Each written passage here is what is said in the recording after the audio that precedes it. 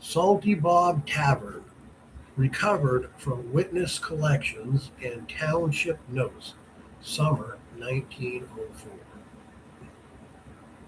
There are men in every town who drink enough to be unreliable and just little enough to remain interesting. Salty Bob Tavern had three of them. Not bad men, not lazy men, not even dishonest men, mostly. Just men who had discovered life, sat easier after a few drinks, and a story too big to entirely trust. Summer evenings usually found them in the same place, same table, same glasses, same complaints, and more often than not, the same topic, Marley. Now, Marley hadn't always been Marley.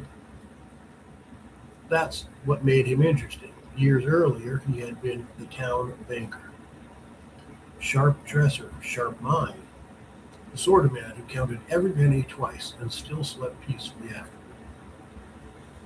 Then one summer, after working briefly at the Mark farm helping organize the accounts, something changed. No one knew exactly what. Marley never explained it proper, only drank and muttered always the same things. Shouldn't have seen. Wish I could forget. Some things ain't meant for folks.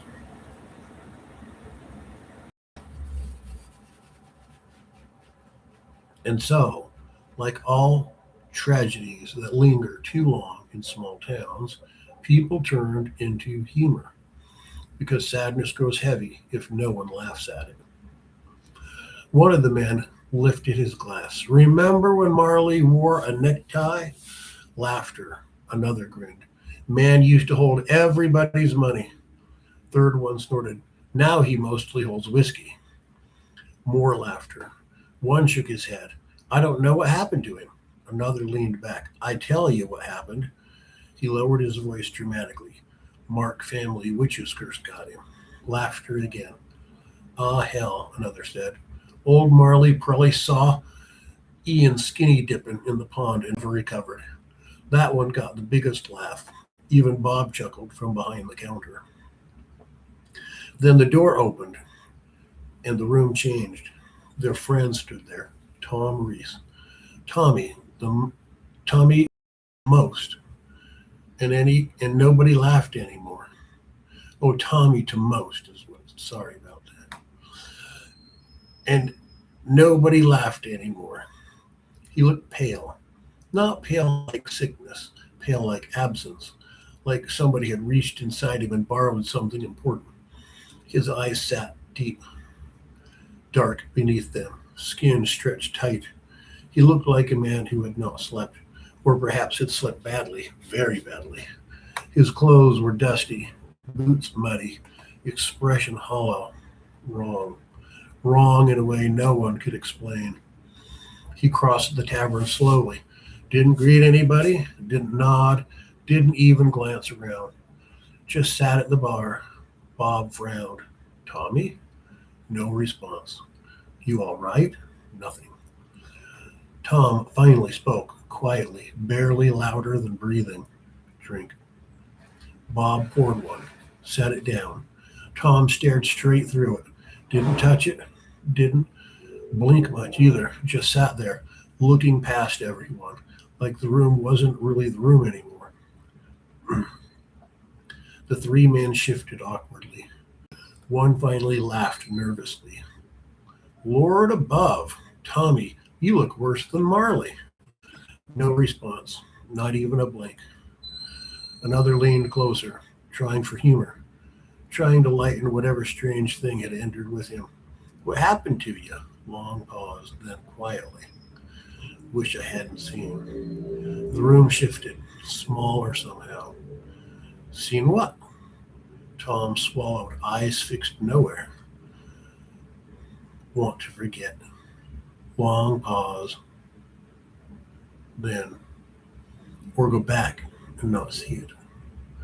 Nobody laughed at first. Didn't know how. Didn't know what he meant. And when men don't know what to do, they joke. One of them forced a grin. Well, hell, looks like Marley found himself a friend. Another chimed in. What was it? Ghost in the woods? No answer. Saw something at Mark's place? Nothing. Tom just stared. Still didn't touch his drink. And because silence makes drunk men uncomfortable, the joking grew. Bigger, dumber, crueler.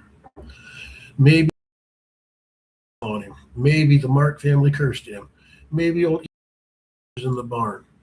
One laughter harder than the rest raised his drink. Whole place is strange if you ask me. That was when Bob came around the counter fast, angry, real angry. Enough. Room went quiet. Bob pointed towards the table. Ian Mark is decent. Most man lost his wife, keeps to himself, works harder than most, you fools. Nobody answered. Bob shook his head. Ain't right making stories about good people. Someone muttered, "Ah, Bob, we're just funnin'." And then, according to witness statements,